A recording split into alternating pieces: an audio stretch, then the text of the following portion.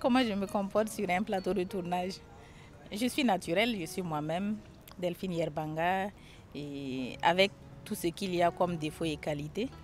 Donc il arrive qu'on crie, mais pas pour mal parler aux gens, mais souvent pour juste donner l'intention qu'on veut exprimer. Et parce que peut-être on n'a pas été bien compris, donc souvent on hausse le ton, mais ce n'est jamais méchant en fait. Voilà. Entre nous techniciens, on peut souvent être en train de se crier dessus, mais immédiatement à la fin de la séquence, on est en train de rire ensemble. Cette année, je suis là avec deux films de fiction. Je suis passée du documentaire à la fiction maintenant. Et ça aussi, c'est grâce à tonton Gaston Kaboré, parce que c'est lui qui m'a formée dans l'écriture de la fiction et qui m'a donné en tout cas le goût et le courage de m'y aventurer. Donc j'ai deux films qui sont sélectionnés, Vérité des cœurs, qui est un court-métrage de fiction, et Une si longue nuit, qui est un long-métrage de fiction, et tous les deux sont sélectionnés. Et Vérité des cœurs est un court-métrage de 12 minutes qui est sélectionné dans la section Burkina Film, et Une si longue nuit, un long-métrage de fiction sélectionné dans la catégorie perspective, la section perspective. Voilà, donc l'histoire de ces deux films, il faut avouer que tous les deux films parlent du terrorisme, de la question du terrorisme, de la résilience des Burkinabés et aussi de la question des violences faites aux femmes. Voilà, donc l'histoire derrière ces deux films, c'est quoi? 2021, j'ai eu la chance de prendre part à une formation à l'Institut Imagine. Et là, on devait, puisqu'il y avait le groupe des réalisateurs, il y avait le groupe des scénaristes. Moi, j'étais dans le groupe des réalisateurs. Et c'était même avant d'avoir le Grand Prix du président du Faso, parce que je venais juste de finir la production des Traces d'un migrant. Je ne l'avais pas encore soumis au FESPACO parce que l'appel n'était pas encore arrivé. Et donc, je participe à cette formation et on nous demande, nous réalisateurs, de choisir parmi les scénarios qui étaient développés, en tout cas un scénario qui nous parlait pour réaliser. C'est comme ça que moi j'ai choisi le scénario de Justin Drabo, que j'ai réalisé et qui est le film Vérité des cœurs. Voilà. Et Une si longue nuit, c'est un scénario que je développe, que j'ai commencé à développer depuis 2014. Mais vu que j'étais dans le documentaire, à chaque fois je reportais, je dis est-ce que je peux, est-ce que je peux, est-ce que c'est la même chose? Je n'avais pas le courage jusqu'à ce que tonton Gaston me dise, d'abord avec le court-métrage Vérité des cœurs, que je peux, de ne pas me limiter parce que je ne suis pas réalisatrice uniquement pour le documentaire et de m'ouvrir à d'autres genres. Donc j'ai eu le courage maintenant de finaliser mon scénario de Une si longue nuit que j'ai pu produire grâce au financement du FDCT et à travers le programme PECGC de l'Union européenne. Donc ce qui m'a permis en tout cas de réaliser ce film-là.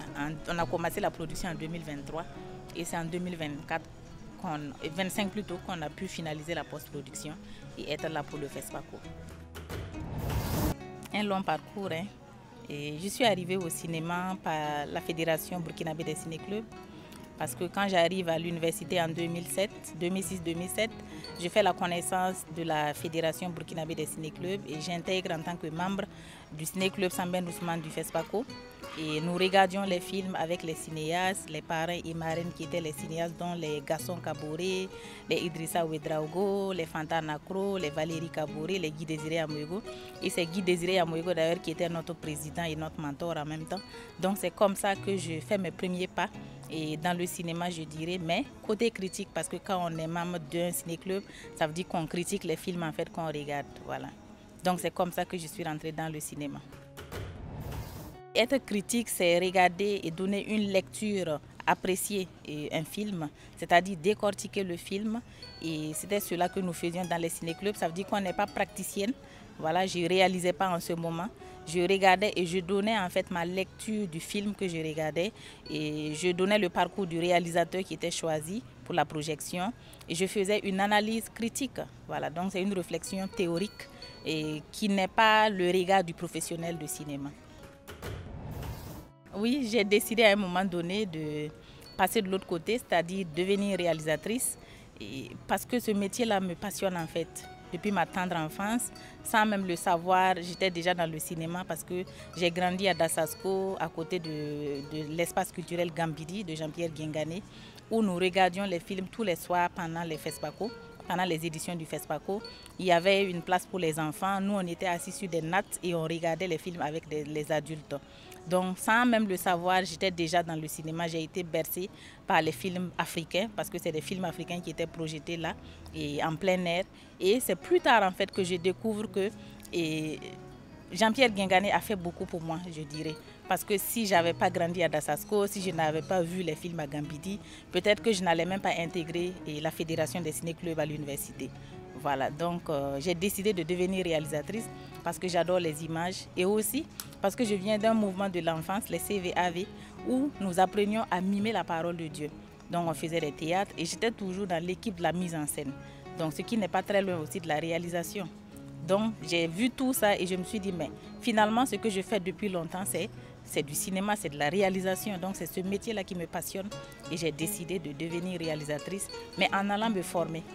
Voilà, donc je suis allée à Niamey et faire un master en audiovisuel et ensuite un master 2 au Sénégal en réalisation. Voilà comment je suis arrivée dans le cinéma et comment j'ai décidé de passer de critique à une réalisatrice.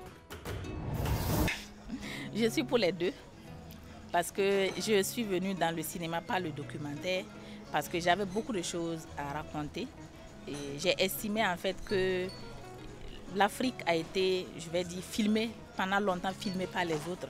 Donc, et ce n'est pas le documentaire en fait que les autres sont rentrés chez nous, par le cinéma documentaire.